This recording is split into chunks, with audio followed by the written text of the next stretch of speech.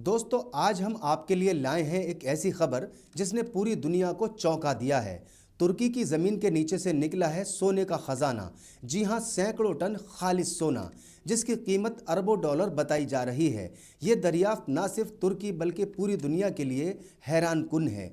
तुर्की के माहिरीन अर्जियात यानी जियोलॉजिस्ट के मुताबिक ये सोना मुल्क के अंदर एक गहरी कान से निकाला गया है और अंदाज़ा लगाया जा रहा है कि ये तुर्की की तारीख की सबसे बड़ी सोने की दरियाफ्त हो सकती है। हुकूमत तुर्की का कहना है कि इस खजाने को निकालने के बाद मुल्क की माशियत को ज़बरदस्त सहारा मिलेगा। तुर्की की करेंसी लीरा को मजबूती मिलेगी और रोज़गार के हज़ारों नए मौके भी पैदा होंगे।